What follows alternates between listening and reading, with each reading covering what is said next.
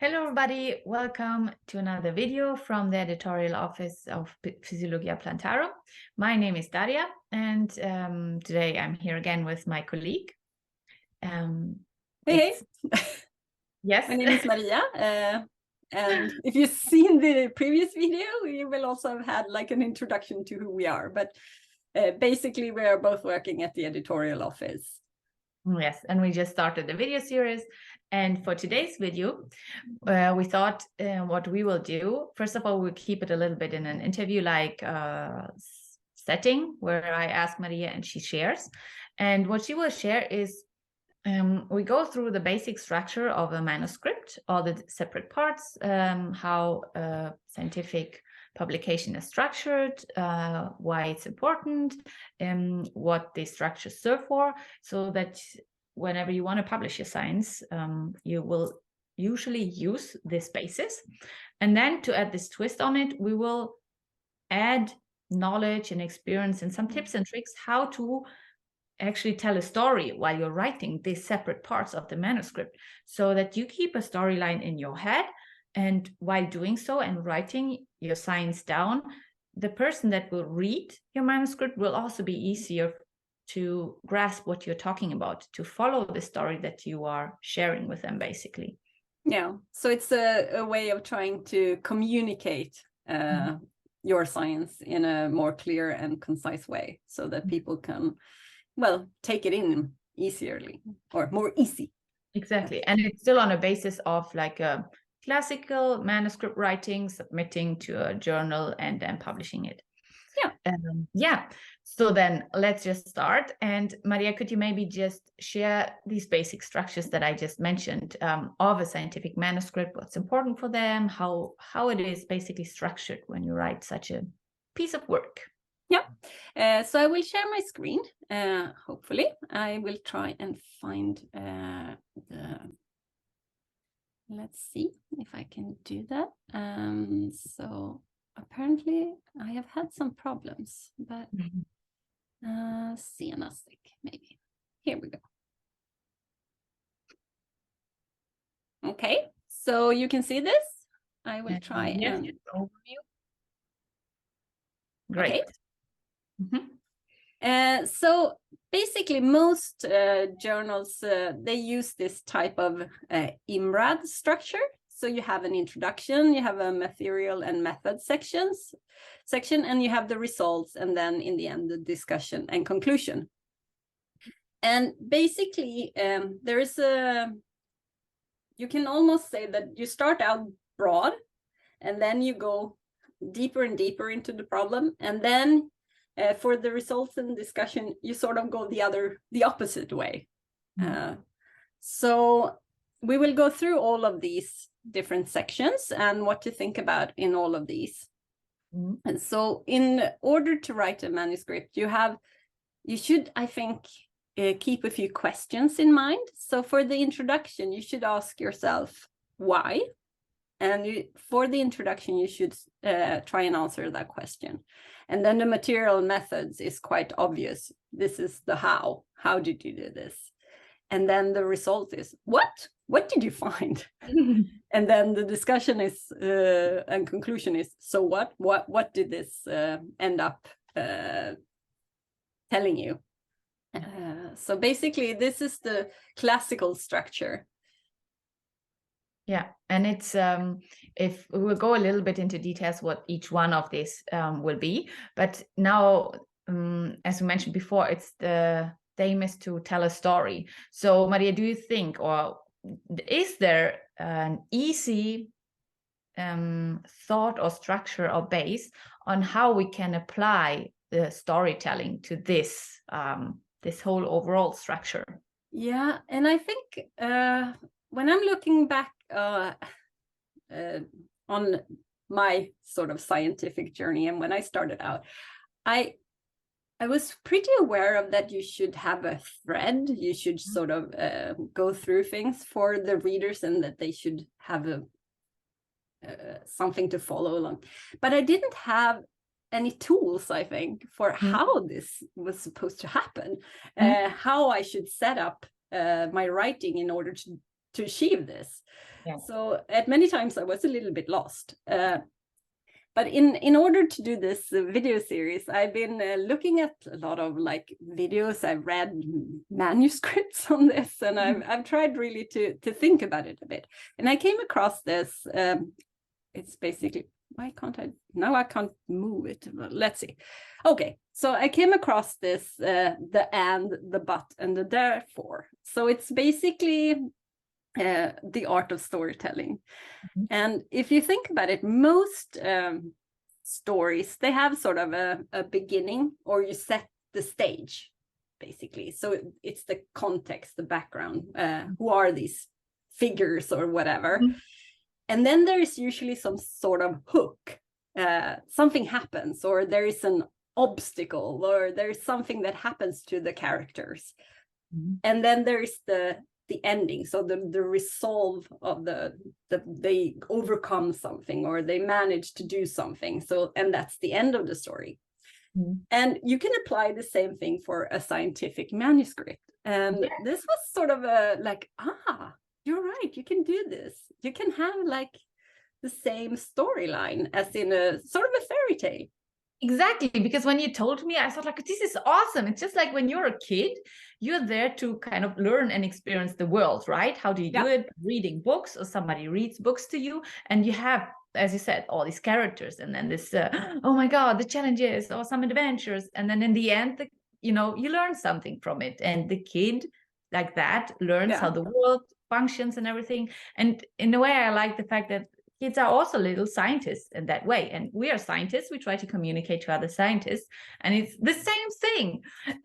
So if we now apply this to a more concrete example, because as we're a plant science journal, how would you, or what kind of characters would you use? And how would you concretely put this type of, not kids like fairy tale, but how would you apply it to plant science? Okay, so I've made a slide. So this, I mean, as I told you, the first thing is to sort of setting the stage. You have to present what this is all about. And then you have I have an example here for, it's very simple, but if you take like a tree like Populus, and you can say that it's valuable, it's a valuable tree because it's cultivated for economic and scientific purposes, and it has been shown to be drought and salt sensitive. So you give sort of the background story. You use a lot of "and" to describe things. But then you have to move on in your story. So you have set sort of the basic structure. This is what we know, and this is the tree that I'm dealing with, or the species, or whatever. And there is something that is known about the things you want to find out. So it's, in this case, it's drought and salt. You have sort of mentioned those also. And then you go on to Act 2. And that is to present the knowledge gap, because all science, all scientific experiments and so on, they are designed to close some sort of knowledge gap. There's something that we do not know that we want to find out. And you have to present this, and that's the but. So in this case, there is little known about the effects of drought and salt stress combined. So you tell them, we know that it's drought and salt sensitive, but if you combine this, we don't know how it reacts. Basically the challenge. Yes, so this is the challenge to overcome. And then in the last part of it, you should then resolve the conflict. So closing the information gap. And hopefully then your study or your experiments have given you the answer. But you have to tell the persons how you achieve this. So you will tell them, therefore, because this is not known, therefore we looked at the physiological effects of the combined stress, and then the results. So this is a very simple way to apply this to a scientific manuscript. And you can do that for all the different sections, basically. So you can do it in the introduction, in the results, and in the discussion. Yes. So you basically just use the and, but, and therefore. Keep in mind to keep the you want to tell the story, and then you go for it. So then now, if we think about this, how would you apply it to the separate parts of a manuscript? Let's say we start usually with the introduction. Yeah. Could you go into more detail there? What's important there to look at when you write your introduction? Yeah, so I think the introduction, I think you have to start out, of course, with telling people why this is important, or the subject area. You have to give them a background, something like, it could be why this is important. Like, drought is important because we have all of this climate change, and it's increasing around the world, and it's affecting crop productivity or something. It could be anything. So you start out with setting the stage, sort of giving people the premises of the study. And then you present the knowledge gap. And that's really important, because that's basically what this is all about. You have to present the why you did this. And then I think that it's important also to remember that the introduction should sort of start out broad, and then you should move closer and closer to the actual specific problem that you're looking at. So you can start out with a sort of a broad statement, and then you have to define it further and further. Like, maybe you're looking at a specific gene, or maybe you're looking at something like tiny in this whole picture. So that's, you have to go through and narrow it down. And then when doing that, you have, of course, then to use relevant references and look at what is known at the right now. So even if you have to have like references that date way back, you should also make sure that you are on top of what is known today. Yes. Like, use current references.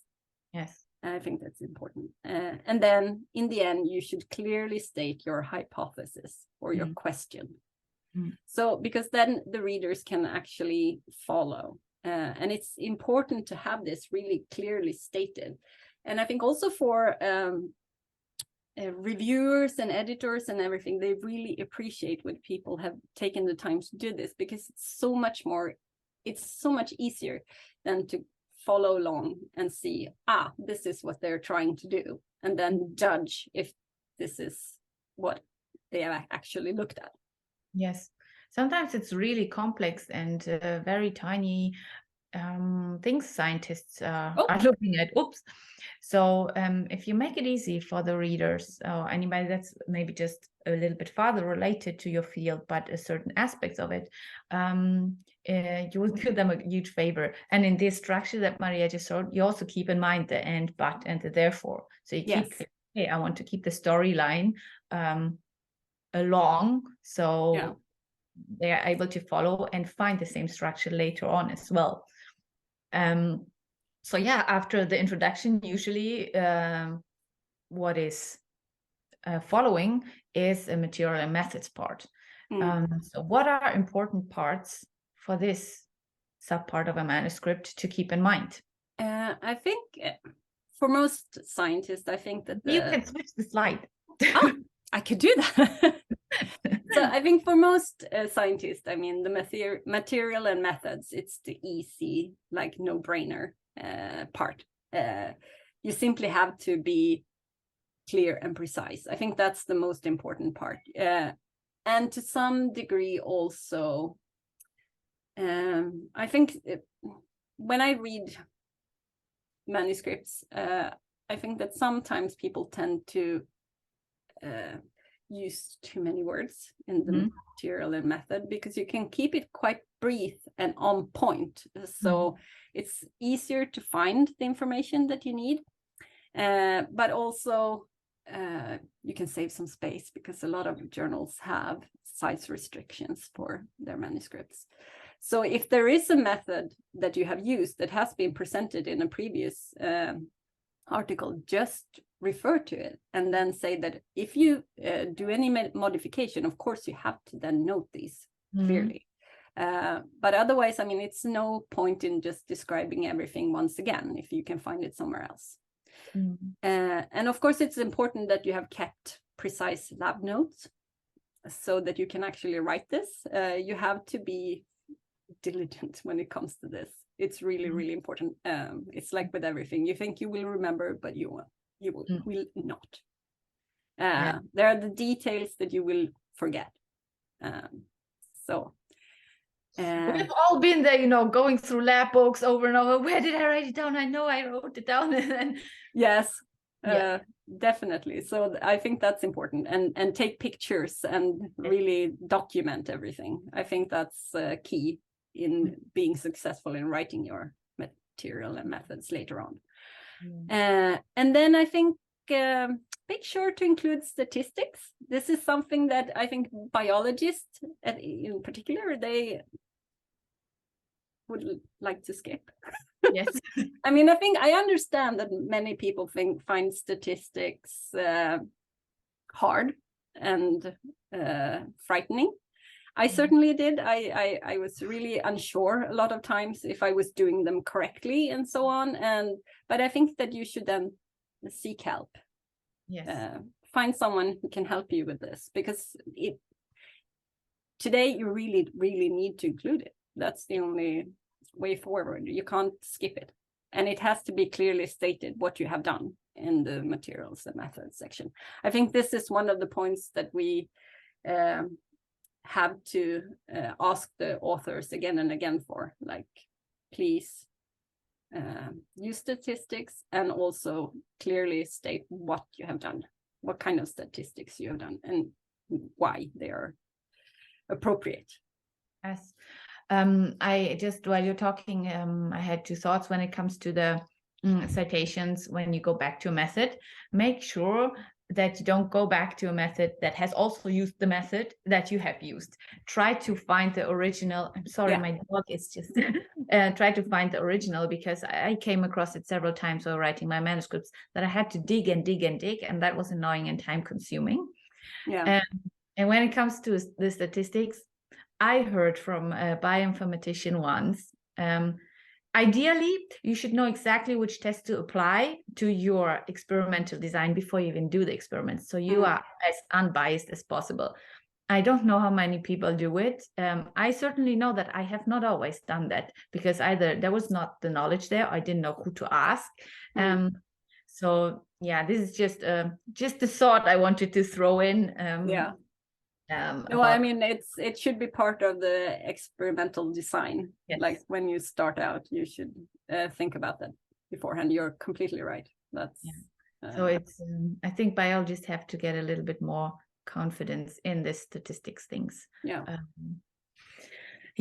Okay, so that was the material methods part, and now we're coming to the results section. So what have you actually, you know, done, and how did, you know, what is it that you found out, and how do we go about that?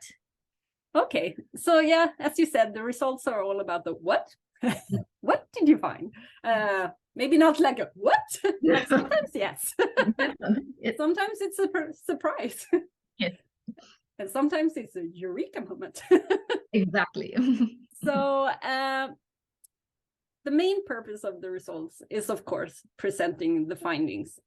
And it's important, I think there are a few journals that allow you to have a result and discussion section combined, but most journals keep them separate. And I think that for me, we have talked about this at the editorial office and discussed a little bit, like why or why not.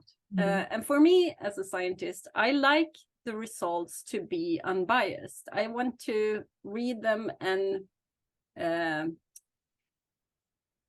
form my own opinion. Like, what do I think that these results mean? How do I interpret them? And then I can read what the authors thought. And do I agree or do I not agree?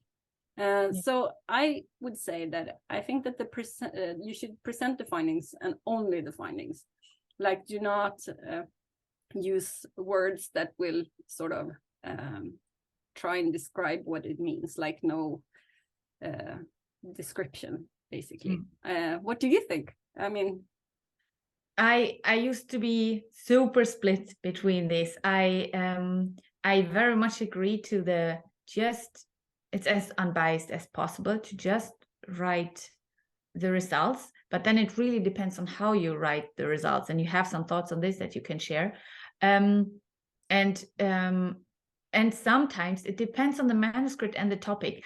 I feel like, oh, I really want to know what exactly is then the interpretation. So I like the flow of having, okay, that's what we show, and so it really, really highly depends. So I kind of can see both sides why it's valuable, but for the sake of also to keep a little bit of a structure and not make it seem messy, I think it's best to separate them. So you clearly know where your brain also can focus on, because if it's too much switches, you might lose something and attention might get lost as well. So in the end, most of the time I prefer the split up. In few cases is where I would like the immediate mix. But what I think is very important, the person needs to really know how to do it, to mix results and discussion. That's an art by itself. Yes, I think that I think that the results and the discussions are maybe the most challenging parts of a manuscript. So with this, I mean, the discussion is, if the journal has a separate result and discussion section, you should really stick to this. So we assume that, as for Physiologia Plantarum, this is the case in most of our articles, at least. There are a few exceptions. So then how do you do this? So I think you should start out with reminding the readers about the knowledge gap and the aim of your study, so that they have this in mind when they start reading the results. And then I think you should really stick to the facts. Be really like super factual, like no extra stuff, and be quite strict. I mean, you shouldn't, I think in the results section, you shouldn't write really long sentences and complicated things. You should be quite short. You should have like to the point sentences. And I think that you should also start with like the broad picture again. So you give like the most key findings, like the bigger findings, and then you go smaller, like we said before. So you have to have a logical kind of structure to this, so that they can follow you along to the answer, basically, without giving it. I mean, they should think of it themselves, but I mean, it's important to do this in a logical way, not to move all over the place and be like, oh, we have a little bit of that and a little bit of that, and then you get confused. So you should really, before you write your results, sit down and go through, how do I describe the results in the best possible manner? Like, how can I structure this so that people can understand? Yes, and actually, what is really good, we will have a separate episode on this. Write your results along your figures. Yes. And this is what Maria exactly just said. Start bigger, smaller. If you have, for example, plants with a certain phenotype, the overall looks of it, start with this. And then you go down again. But yeah, we'll talk about this separately. Yeah. I mean, the figures and the graphical side of the results is key. But we will, I mean, they are so important that we will have a separate section on these, because, I mean, visualizing the results is really, really, really important, because it's so much easier to look at something and understand what's going on than to read a long sentence with like up and down and you know. So I think that brings us to the next thing, that it's you should write something that means that really tells you what you see. So do not be general, like salt had an effect on root exudation. I mean, effect, it could be anything. It could be up, it could be down, it could be, So you have to have a sort of a direction when you write your result. You should say, if it decreases, you should say it decreases. If it increases, you should say it increases, not that it had an effect. That tells you nothing as a reader. It doesn't give you the idea of like, is this a positive or a negative thing? And I think also this is important, and I think we will talk about this more when we do the graphical side, but it's important to remember that you don't have to write everything. You don't have to give all the numbers in the text, because I think that just makes people confused, at least for me. When I read like these sentences, sometimes authors tend to write like, I'm trying to find an example, but gene X blah blah blah, it went from, I don't know, 2-fold to 4-fold and then to 3-fold, and I mean, and then they write all of these things like a blah blah blah, and for me, I'm lost immediately. And especially if it's like maybe it's more like if you have a substance, so they give the amount, like it was 4.84 grams per blah blah blah, and then it went to 7.84, and then they continue, and then they use the same sentence for each of the mutants or whatever they have used. So it's like a long list of this, and I think that that's just confusing. Use a table or a graph or something to illustrate it, and then you just give the general trends of what is happening. Describe the trend, not give a long list of numbers. No, because then what also happens while you do this and numbers, some authors also add the statistics in brackets to it, so you have even more numbers. While we said before, it's essential to use statistics, and you should always use them and interpret in the right way, but don't write them out extra. Point out what's the trend, and then if you mention it's statistically significant, that's all. If I want to look how statistically significant, I check the figure. Do not write all of the things in the same sentence. No, I think this for me is key. Like you should try to write the results in a appealing way also. Even if it's like you're trying to just give them the results, it has to be readable. It has to be something that you can actually take in. And long sentences and too much information, it's I don't think that's the way to go.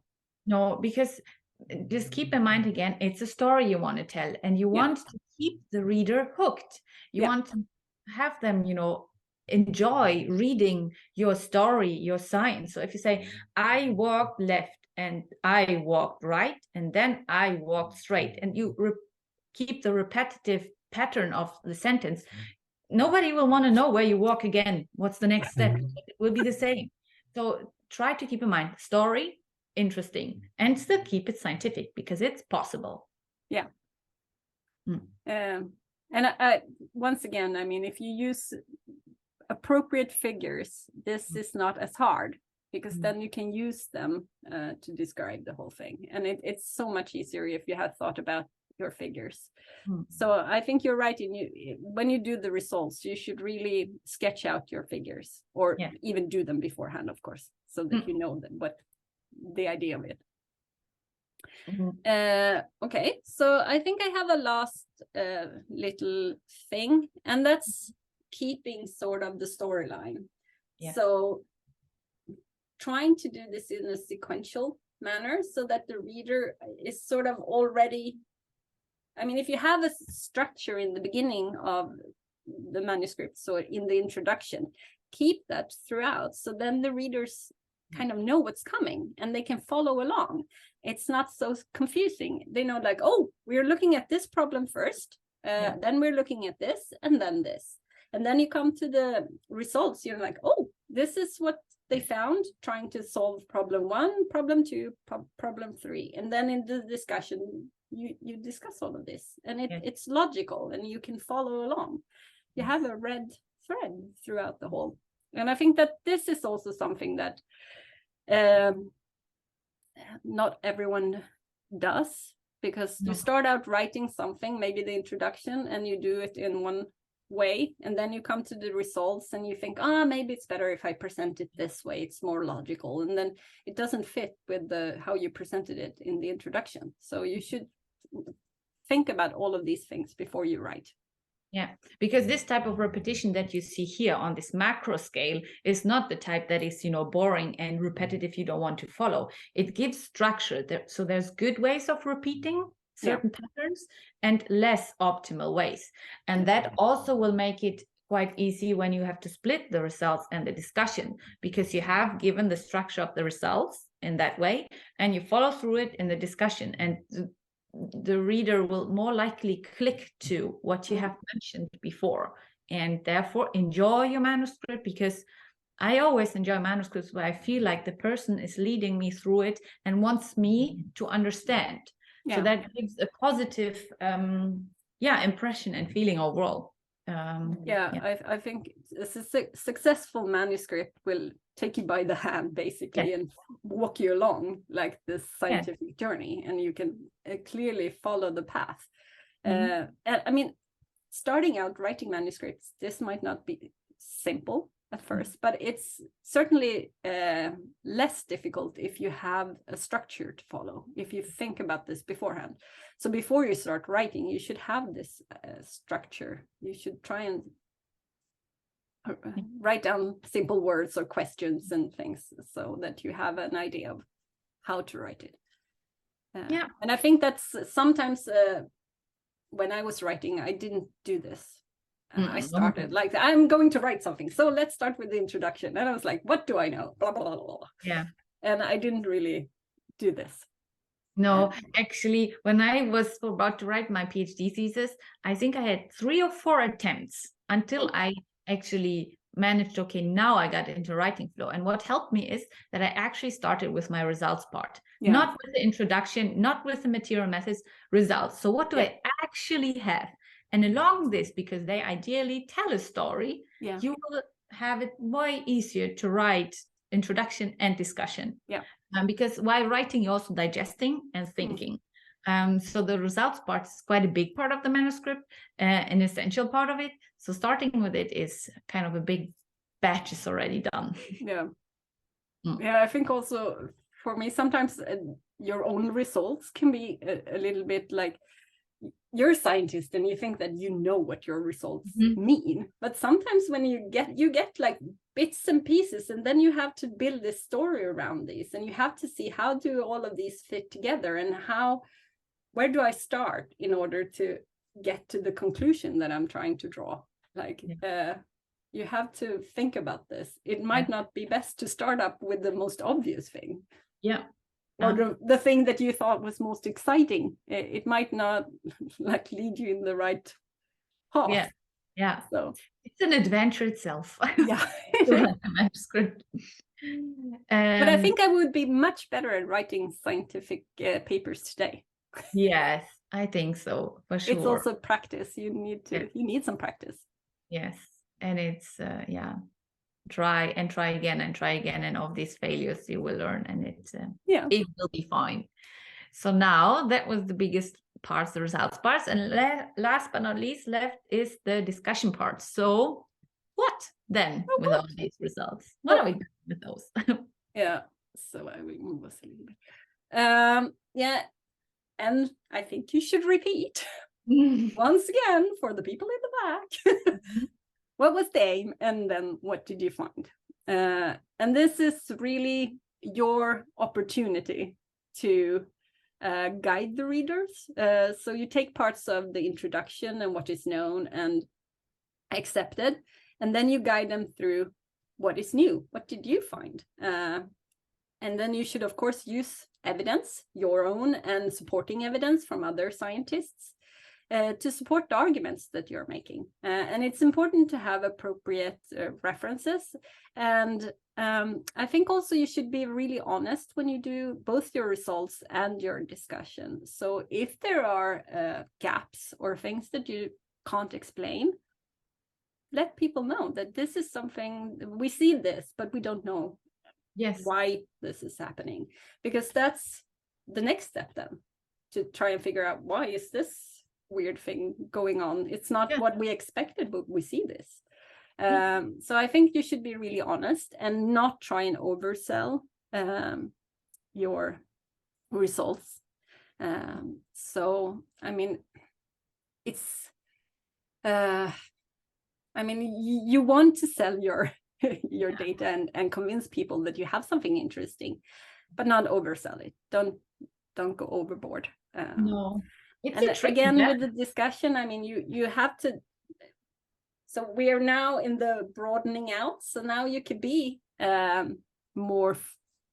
include more things and theories and ideas and what you think that this means. Of course, it has to be based in science and have some sort of evidence for what you're arguing. But it's an opportunity to show your interpretation of the data.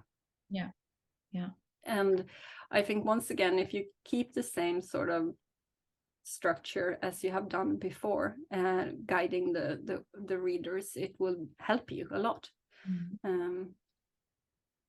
So I mean, it's basically the same advice as before, but then again, you have to read up so that you are aware of the current knowledge and the state of everything. But I think that's not the biggest issue for most scientists.